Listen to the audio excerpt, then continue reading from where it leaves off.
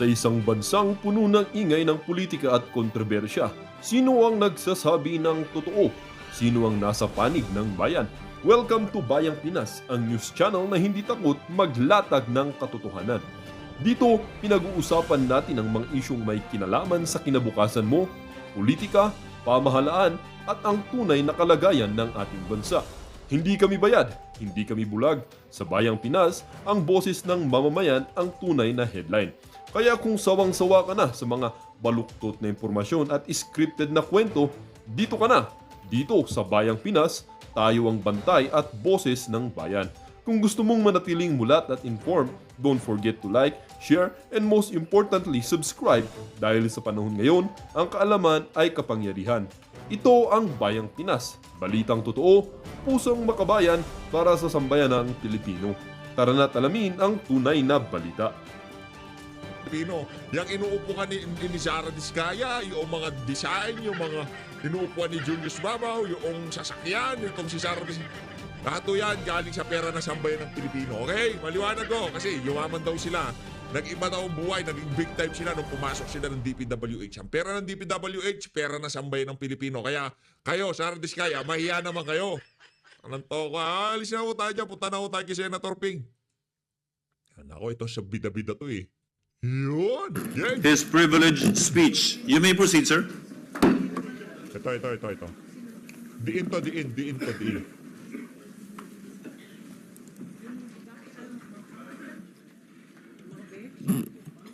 Naku, Thank you, Mr. President. Sa tato, Mr. President, my distinguished colleagues, I rise on a matter of personal and collective privilege to uncover schemes surrounding a systemic problem in our country, one that submerges our nation not just in floodwaters, but in depths of corruption.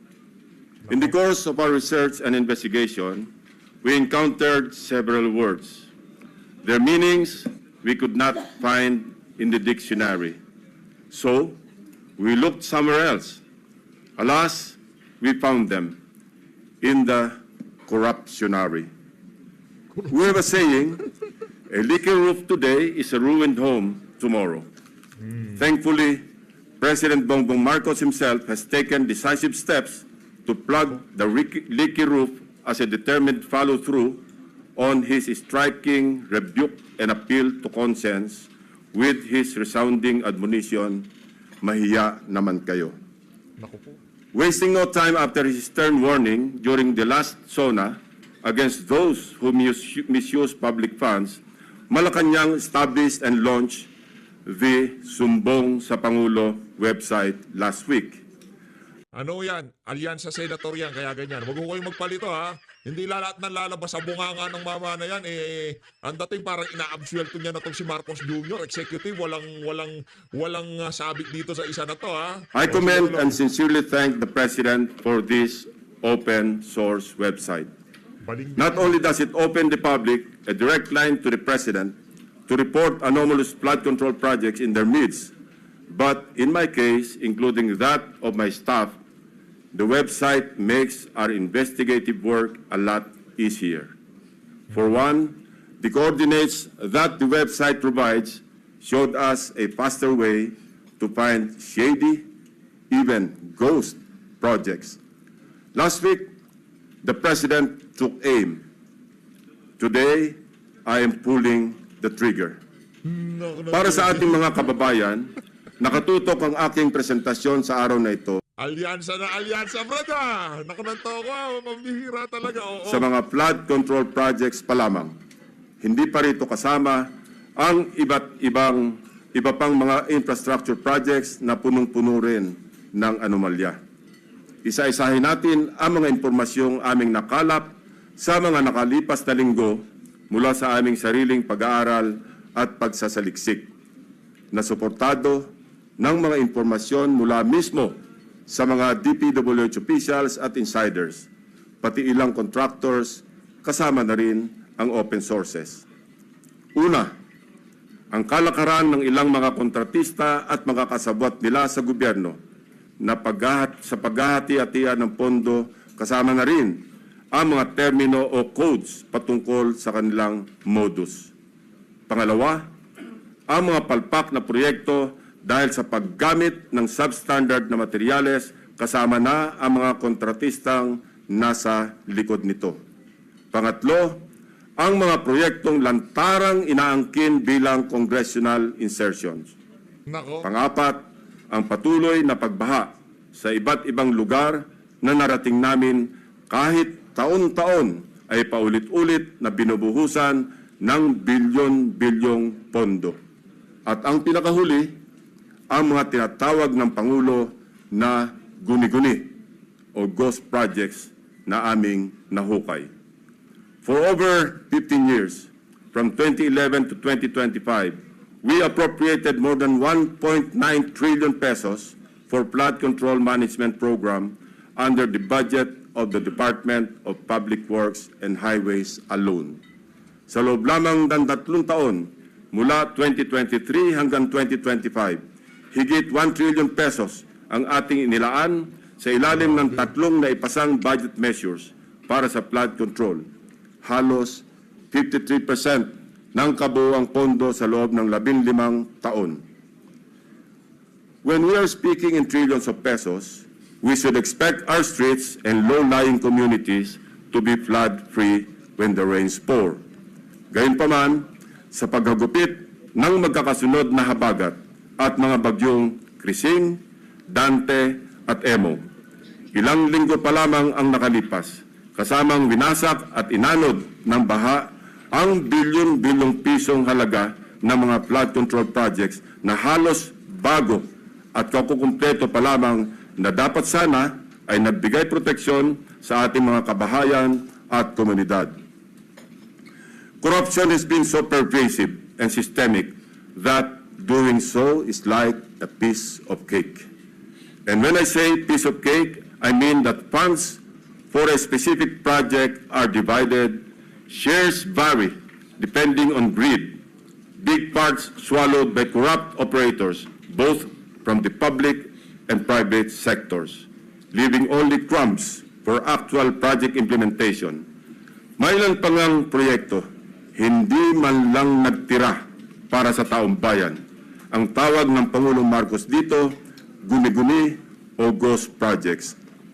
Mr. President, let me illustrate an example of the pie sharing in a severely corrupted project. Nais kong bigyan din na hindi ito representasyon ng lahat ng kalakaran sa flood control projects sa buong Pilipinas.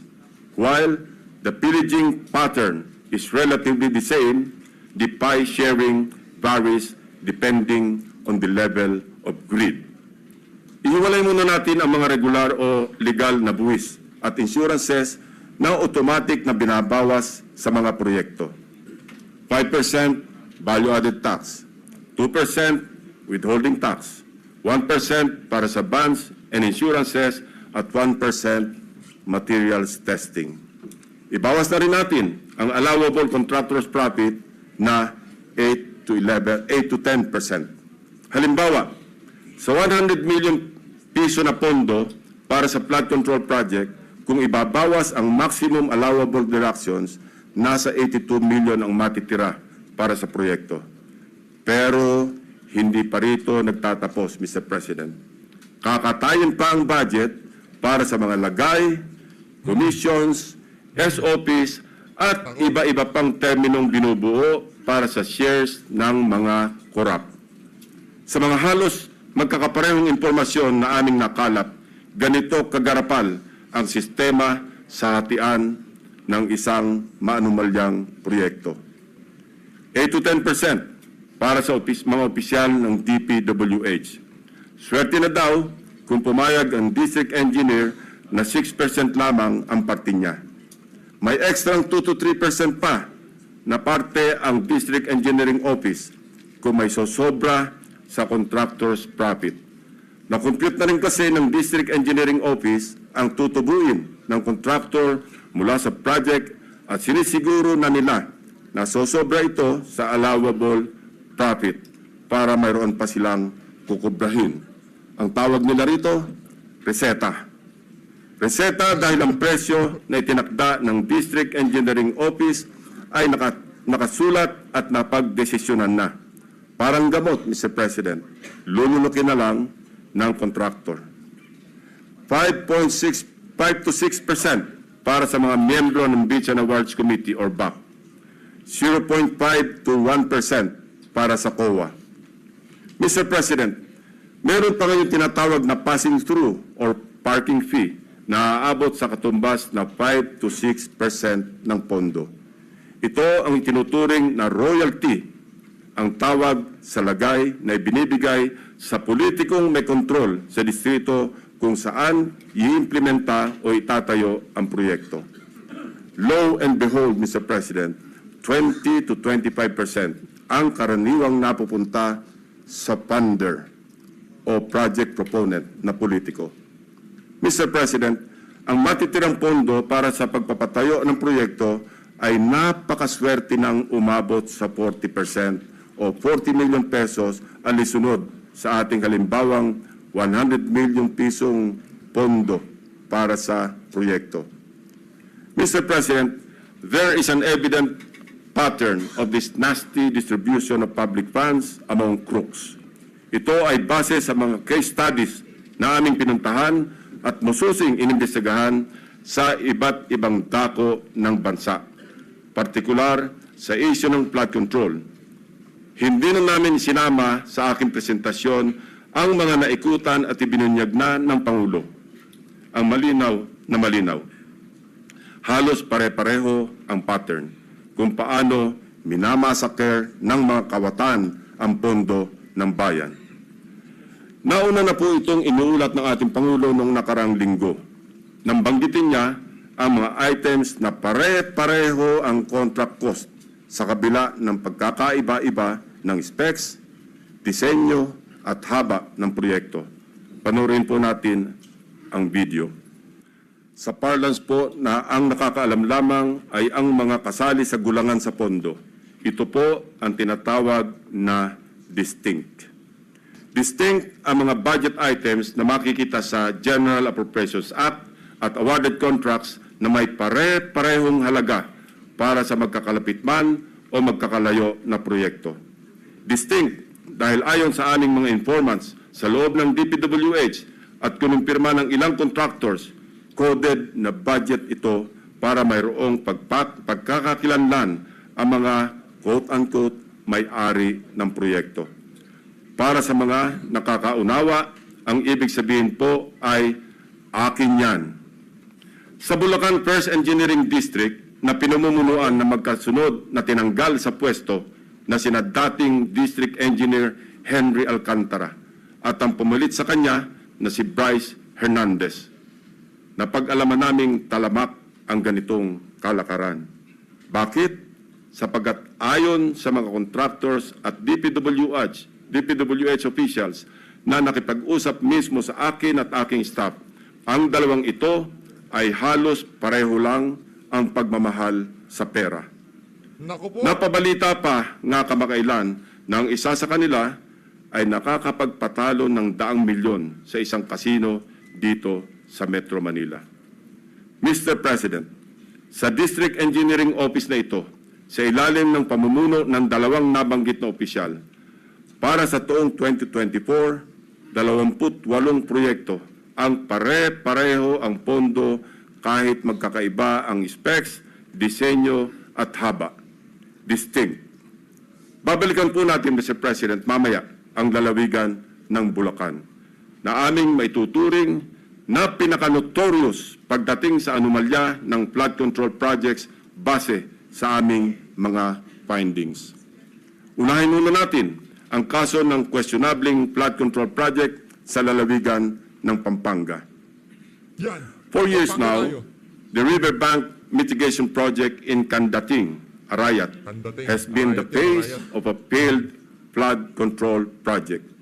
Tuwing umulan, panay ang aray ng mga taga-Arayat sa pag-apaw ng ilog na hindi mapigilan ng flood control.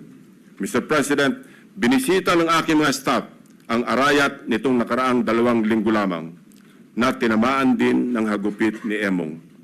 At nagdulot na naman ng pagguho ng ilang bahagi nito.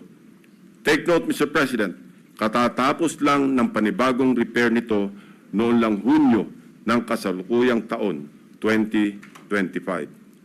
Sa itsura ng structure, tila baga hindi binibigyan pansin ng gobyerno ang kandating. Pero kung babalikan natin isang taon pa lamang ang nakakaraan o noong Agosto 2024, may gumuho ng flood control matapos mahagupit ng monsoon. Mr. President, a review of the budget books shows that we started funding the construction, rehabilitation of slope protection along Pampanga River, Kandating, Arayat, Pampanga, way back in 2018. Let me give a rundown. In 2018, we already spent 20 million pesos on a project for the construction, rehabilitation of slope protection along Pampanga River, Kandating section, Arayat. Kalaunan, nasira. Since then, it has become a cycle, Mr. President. We used the people's tax money to repair it in 2023 for a contract price of 91.6 million pesos. It was repaired again by another year's tax money in 2024. This time, not once, but twice, 91.8 million for phase 1 and 91.4 million for phase 2. Take note, 20 million pesos lang ito sa una at original construction. If the original construction cost was only 20 million pesos in 2018, why did the repair cost balloon to 350% or 91 million in 2023 and another 183 million pesos in 2024 or an overall increase of 815%? Tanungin kaya natin si Dong Gonzales. Dong! 20 million yung original project tapos yung pagre-repair 91 million? Dong! Hindi, tanungin natin siya kasi distrito niya yan eh. Diba? Dong Gonzales! Aba, at nawili na ang funder ng Edmarie Construction na siyang palaging nananalong contractor sa Kandating, Arayat, Pampanga noong 2023 at 2024. Naglagay pa ulit ng 100 million pesos ngayong taon. Buti na lang, pinigil ng Malacanang ang pag-release ng pondo. Distinct then, but in a very distinct way. As I mentioned earlier, all of these were awarded to the same mighty contractor, Edmarie Construction and Trading. In total, Edmarie bagged 274.8 billion pesos in taxpayers' money for the rehabilitation and repair of Kandating na tila hindi nagsasawa sa kare-repair. Hindi lang po yan ang issue ng Edmarie. How can this contractor, with an unusual share of controversies, including being delisted as DHSUD builder in 2023, be trusted to rebuild its own consistently collapsing project, which has evidently come with great cost and loss to the government? Paulit-ulit ang pag-repair, ngunit ganito pa rin ang kalagayan sa Kandating, Arayat. Arayat ko po. Mr. President, magtungo naman tayo sa Hilagang Luzon, partikular sa probinsya ng La Union, kung saan matatagpuan ang Bawang River Basin na kung saan matindi ang congressional insertions. Sa tulong ng mga concerned groups and individuals, napansin namin ang bilang ng flood control projects na bagamat wala sa National Expenditure Program noong 2024 ay biglang tumubong parang kabute sa General Appropriations Act ng nakaraang taon. Halimbawa, ang construction of flood control structure along Bawang River Basin. 2 items lamang na may tig 50 million pesos ang nakalaan sa bahagi ng Nagilian. Samantalang, ang bayan ng Bawang ay wala pong proyekto sa National Expenditure Program. Abracadabra, sa naipasang 2024 General Appropriations Act, nagkaroon ng 10 items na nahahati mula Package 1 hanggang Package 10 na may tig 98 million pesos ang biglang umusbong para sa Nagilian. Sa kabuuan, ang 10 packages na ito ay umabot sa 967.4 million pesos. Halos 1 bilyong piso kumpara sa dalawang tig 50 million lamang sa 2024 NEP. Sa bawang naman, 7 packages ang lumitaw na may magkakaparehong halaga 89 million pesos each. Sa kabuuan, ito ay nagkakahalaga ng 623 million pesos mula zero budget sa NEP ng 2024. Sa aming masinsing pagkalkal ay natuklasan naming iisang kontraktor ang naawardan ng lahat ng packages na ito, ang Silver Wolves Construction Corporation. Distinct pa rin, distinguished colleagues. Ito ang nabanggit kong pork barrel insertions kanina, Mr. President. Meron pang mas matinding congressional insertions, ipapakita ko sa inyo. Baco at Nauhan, Oriental Mindoro. Aguila congressional insertions. Mr. President, when flood control projects fail to stand against the tides, we are compelled to question the feasibility of the project and the technical capacity of the contractor. But what if an elected congressman or a political group claims ownership of the project?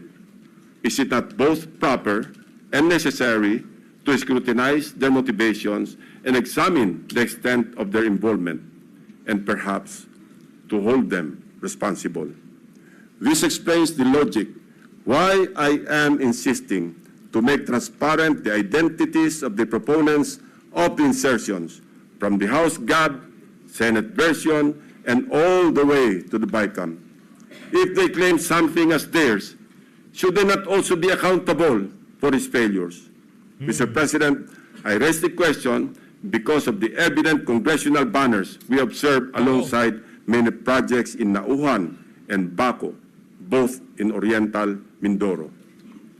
Bilang halimbawa, in Barangay Burbuli, Baco, Oriental Mindoro, one banner reads, Congressional Project, Construction of Flood Control Structure along Barangay Burbuli, Alag River, Baco, Oriental Mindoro, Aguila, Aksyon, Gobyerno at Inisyatibo sa Larangang Lehislatura. This project, awarded to Silver Wolves Construction Corporation again, is worth 95 million pesos. It is an ongoing project to be completed in December 2025. This project is so important that it can turn stones and get funding approval under the unprogrammed appropriations of the 2024 national budget. This prompts us to dig deeper into the web. And as they say, social media is a great resource of evidence, which lawyers fondly call testimony against self-interest. In one Facebook post, we discovered a congressional representative showcasing his midterm accomplishment report covering the period from June 30, 2022 to December 31, 2023. He openly lists projects, hold your breath, funded by his office. I repeat, funded by his office, including flood control and river protection initiatives. Naku, From mga congressman na ho ito. Aguilas Baco, let us travel to Aguilas Nauhan, also in Oriental Mindoro. Mr. President, Nauhan is among the beneficiaries of 3.6 billion pesos worth of projects, while Baco proudly lists 807 million, all of which is attributed to and owned up by the office of the congressman. Hindi lamang po ito ang maswerteng napondohan. Isa pa sa pinagmamalaki ng mapag-angking congressman ay ang flood control structure sa Butas River, upstream, Barangay San Jose, Nauhan, Oriental, Mindoro. We took time to visit the project, Mr. President, which he referred to as a national project through congressional allocation. The project was awarded to Raymond Builders for 231 million pesos at hinugot pa rin ito sa unprogrammed funds. Dalawang projects na po ito ng Aguila na natuklasan namin mula sa unprogrammed funds, isa sa Barangay Burbuli at isa sa Barangay San Jose. Sa tagal ko na rin pong nagbubusisi ng pambansang budget, ang pagkakaalam ko po, masalimuot ang proseso ng paggamit ng unprogrammed appropriations under the Special Purpose Fund para mag-augment sa ilang items under the regular budget. Hindi po madaling ma-access ito. Dapat A, may excess revenue collections, or B, new revenue collections, or C, those arising from new tax or non-tax sources, or D, approved loans para sa foreign-assisted projects. Mahaba din ang requirements dito, Mr. President. So, ano kaya ang taglay na agimat ni Congressman? Naku. What gives, Mr. President? Kung saan may multimillion projects, dumadapo ang Aguila. Pero lubog pa rin sa baha ang nadadapuan ng Aguila. Isa lamang po ito sa napakaraming banners at social media posts ng congressional insertions ng mga politiko na naglipana sa iba't ibang bahagi ng bansa. Mr. President, ituloy na po natin ang diskusyon tungkol sa aming mga obserbasyon sa lalawigan ng Oriental Mindoro. Without taking anything away from the good but suffering people of this province on the legitimacy of their needs due to its high flood susceptibility, I want to speak of the billions of appropriations for flood control projects poured into this province in Luzon's eastern flank. Mr. President, when someone gets the largest share of the pie, we naturally ask why, especially if such a prize comes from the taxpayers' tab. In Oriental Mindoro, for example, we wonder why among its 14 municipalities, one town tops the bill. Sa pagsalo ng buhos ng pondo, nauna ang Nauhan. Nauhan, Oriental Mindoro received a sweeping 55% of the province's 2025 flood control budget. Katumbas ito ng 10 bilyong piso para sa flood control projects ng bayan ng Nauhan pa lamang. Fair enough, given the coastal topography of the municipality, which includes its lowland plains and extensive river systems such as Mag-asawang Tubig, Nauhan, and its people badly need flood control interventions. However, the magnitude of its budget allocation in the last 3 years alone, amounting to approximately 19 billion pesos and nearly doubling each year, raises concerns regarding Nauhan's curious case. Even before the provincial governor of Oriental Mindoro blew the whistle, so to speak, on what he alleged as anomalous flood control projects, we had already dug deep in our study, literally sifting through years after years of appropriations for these projects. True to form and with due diligence, I immediately dispatched my staff to Oriental Mindoro to verify the data we gathered about Nauhan and to validate the governor's claims. Mindful of political bumps we may encounter, my directives are clear. We must see no political color and remain impartial in our findings. My staff traversed Oriental Mindoro across 10 barangays to randomly check flood control projects based on the list of awarded contracts from 2023 to 2025 that we obtained from the DPWH website. The field validation came in the aftermath of the widespread flooding in the province of Oriental Mindoro during the Habagat. Una sa aming listahan ang Barangay Mulawin. Sa 70 barangay ng Nauhan, Oriental Mindoro, ang Barangay Mulawin ay nakakuha naman ng 1.9 billion pesos. Sino kaya ang makapangyarihang funder sa Barangay Mulawin. We scoured the budget books from the National Expenditure Program, the House GAB, Senate version, and GAA, as well as the DPWH awarded contracts in Barangay Mulawin. Of the 1.9 billion pesos fund for 8 flood control projects, only 810 million pesos for 3 projects was included in the President's budget or NEP. The remaining 1.1 billion was inserted, I repeat, was inserted in the House version, Mr. President. Nako. Rightly so. Most of these congressional insertions were tagged for issuance of SARO or withheld by Malacanang, save for the curious case of 2 projects worth about 300 million pesos already awarded and ongoing construction with target completion in December 2025. Mr. President, sa buhos ng budget sa barangay na ito, inaasahan natin na may proteksyon na ang mga residente ng Mulawin mula sa baha dulot ng bagyo. Sa kasamaang palad, habagat pa lang at hindi pa man naitalang bagyo ang tumama sa probinsya. Gumuhuna ang ilang parte ng mga diking pinaggastusan ng daang milyong piso. Inagos na rin ng tubig, baha, ang bilyong pisong danyos ng nasirang flood control.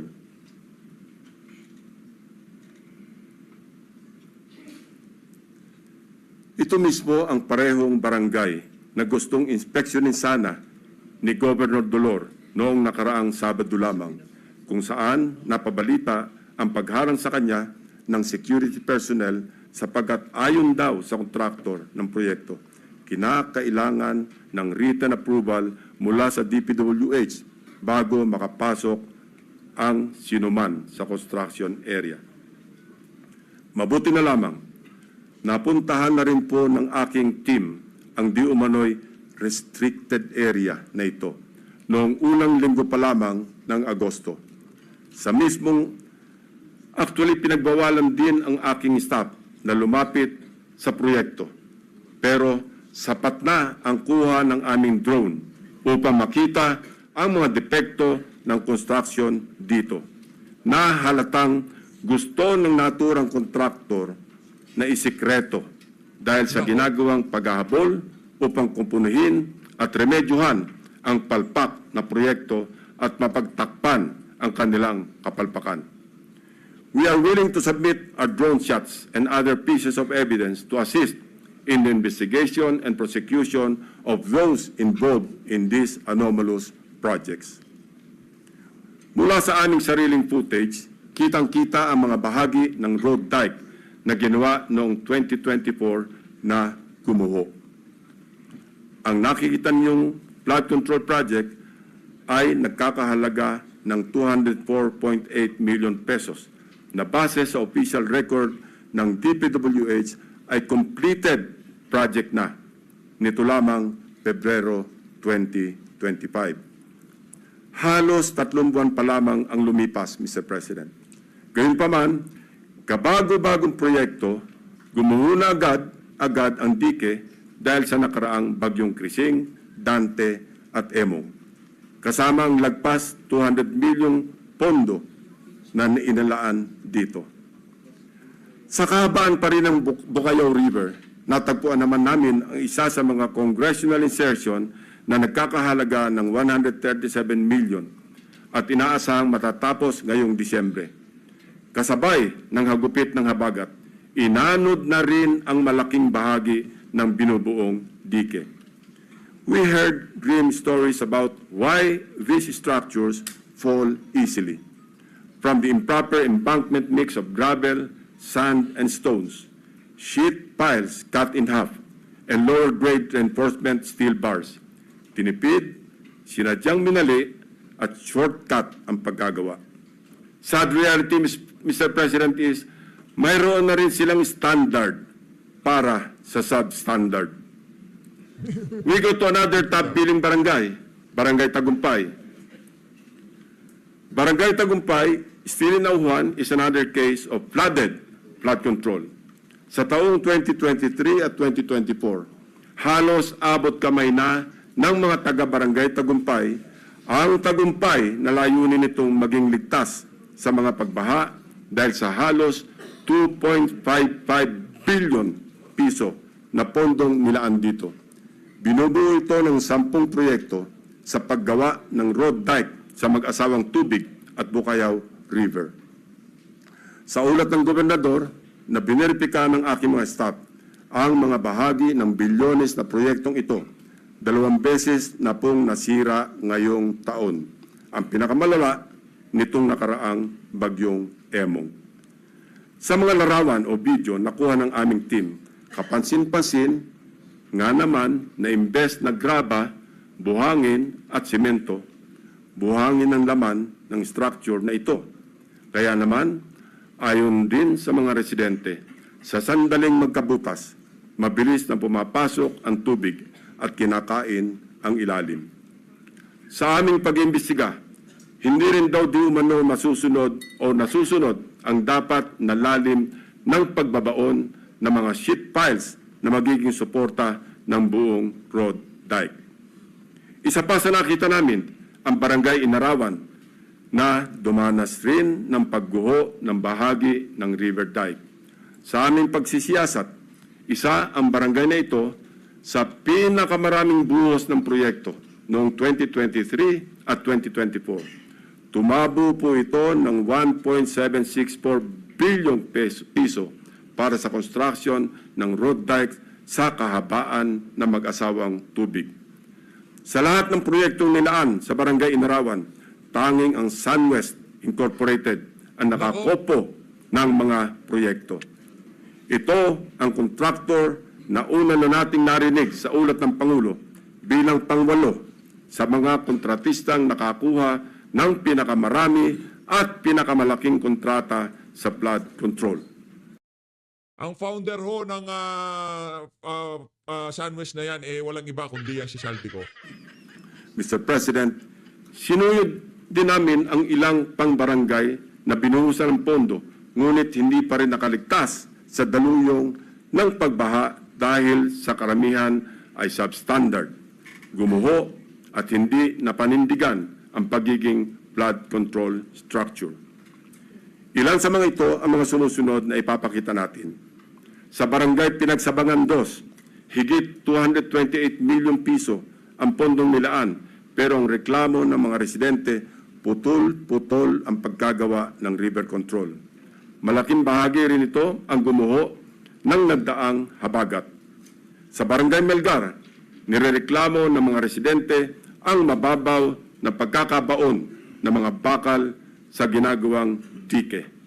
Sa taong ito, 3 coastal road shore protection ang itinatayo na ang suma total ay papalo sa halos 693 milyong piso.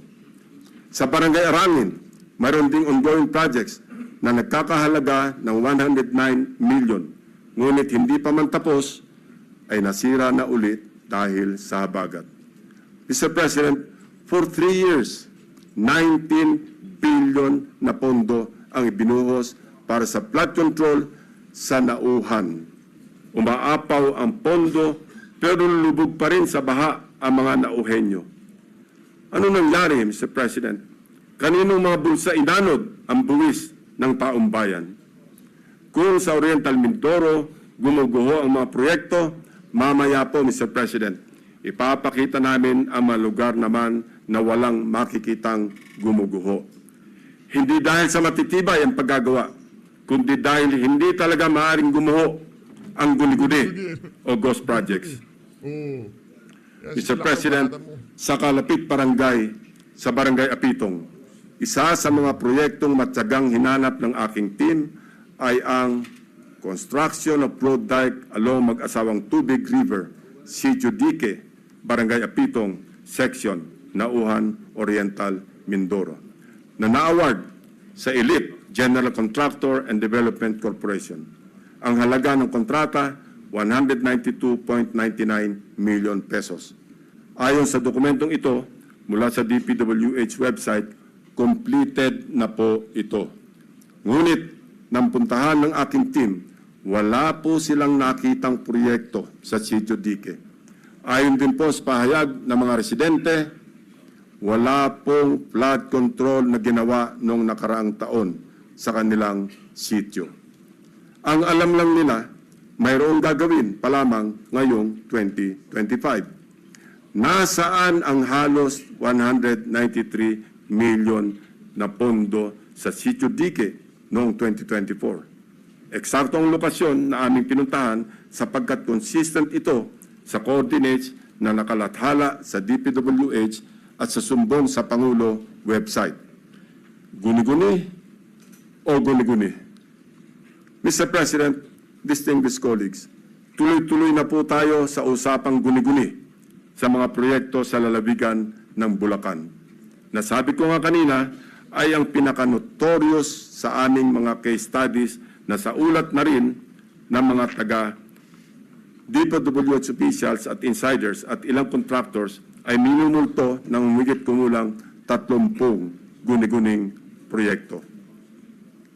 Una sa aming pinuntahan ang siyudad ng Malolos, kung saan kitang-kita ang labis na pagbaha sa kabila ng una ng napaulat na buhos ng pondo.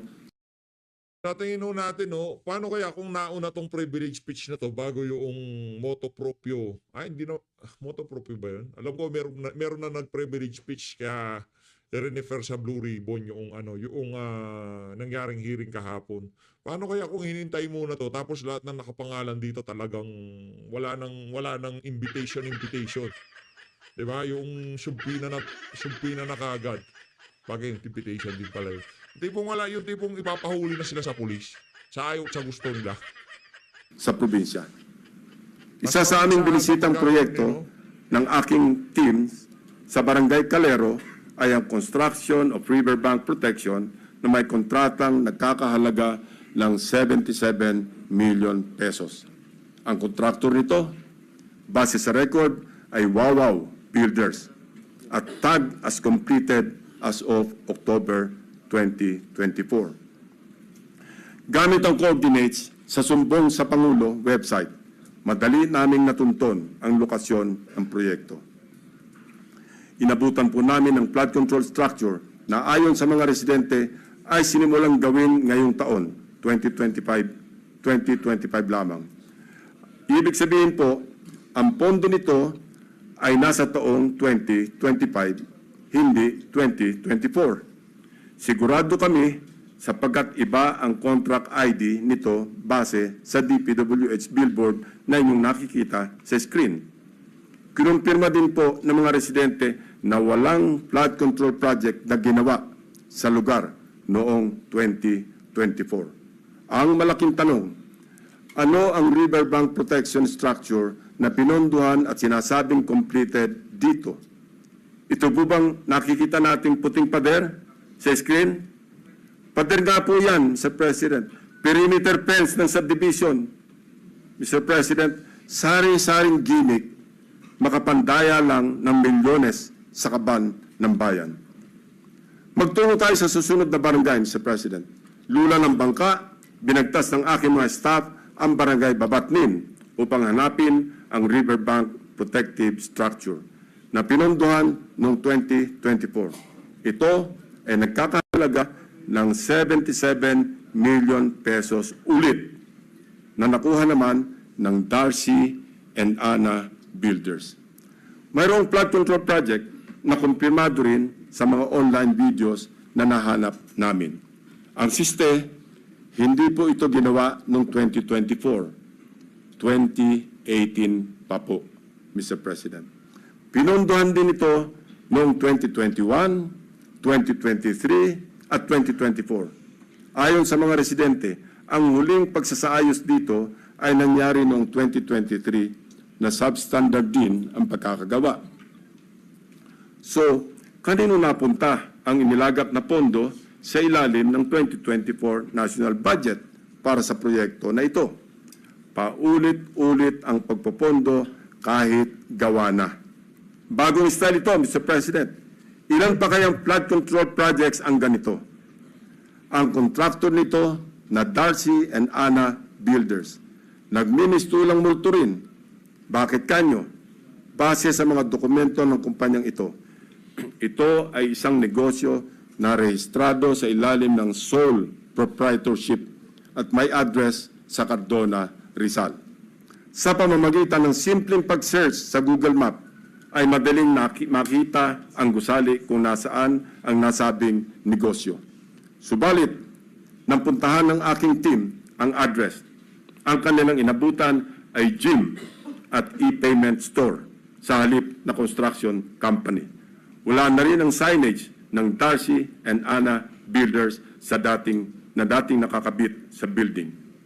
Apo, Maya-maya, ipapakita pa namin ang mga natuklasan naming proyekto na gawa o dapat ginawa ng nawawalang Darcy and Ana Builders.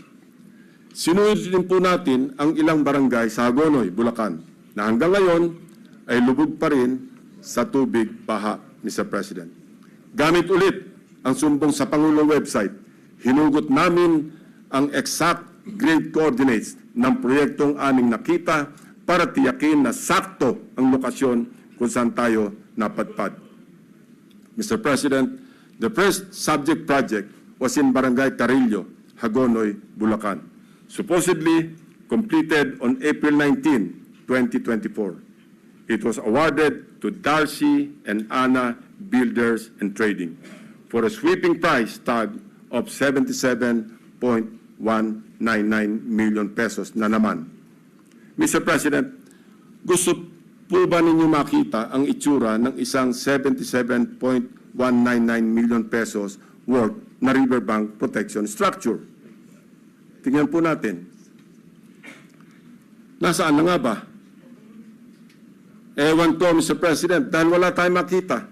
Kahit ano pang suyod ang gawin namin, hindi namin makita o mahagilap ang flood control project ng Darcy and Ana Builders. Hello, Darcy. Ang Ana and Ana, nasaan ng flood control? Tumawid naman tayo sa Barangay Abulalas, sa bayan pa rin ng Hagonoy. Silipin natin ang Tatak Darcy and Ana Builders Flood Control Project. Sinuong ng aking team ang baha sa Barangay Abulalas, Hagonoy para hanapin ang proyektong Construction of Riverbank Protection Structure mula sa Darcy and Ana na nagkakahalaga ng 77.199 million pesos na naman. Ito po ang tumambad sa amin, Mr. President. Nakikita niyo po ba ang pagkakatayo ng flood control structure?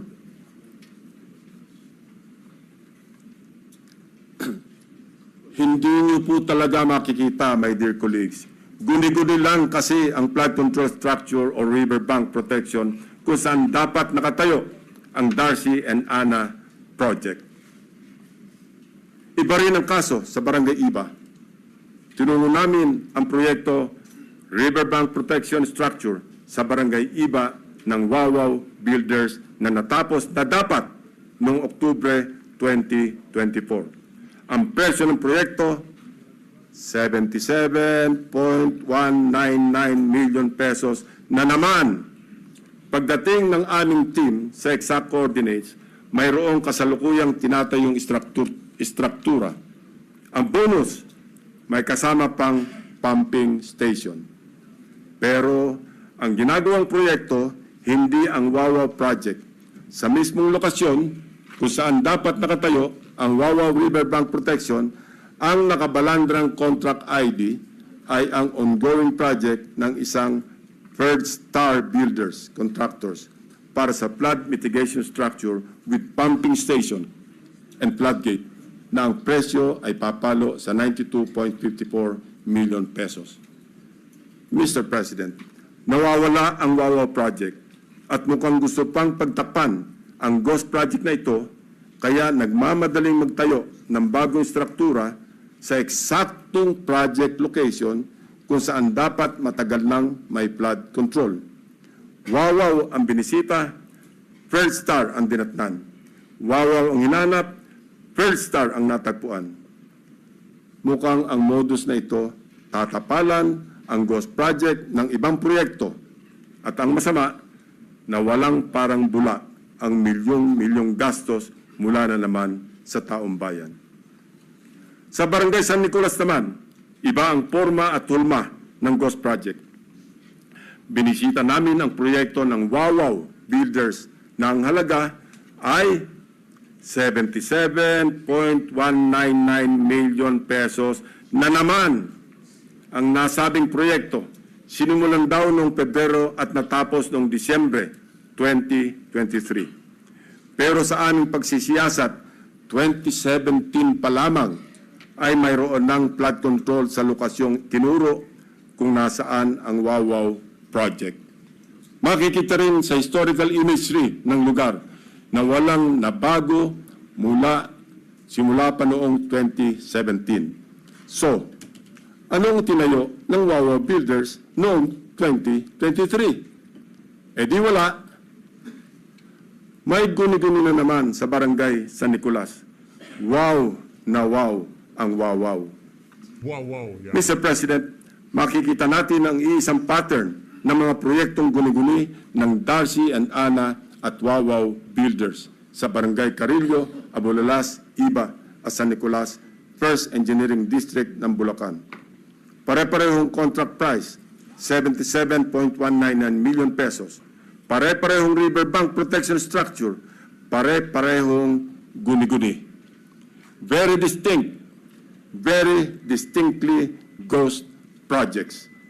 Ang mga taong nasa likod ng scheme na ito or scam na ito ang dapat ipinampupukpok sa pagbabaon ng mga seat files. Hindi ito kababalagan, Mr. President. This is well orchestrated by an organized network of people who abuse their power.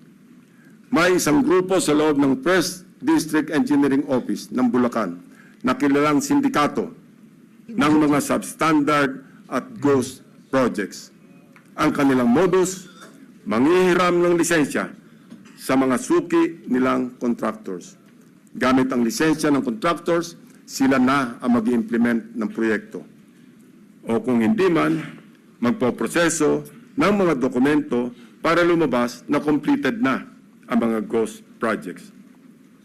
My office is willing and ready to provide the names of the members of this well-organized syndicate inside the Bulacan First District Engineering Office, including probable witnesses to testify against them if and when the appropriate authorities will open a formal investigation into these morally wicked schemes to defraud our people of their hard-earned taxpayers' money. For the information of the body, inikot at siniyasat din po namin ang ilang mga proyekto sa Kabikulan, Davao Peninsula, Western Visayas at Central Mindanao.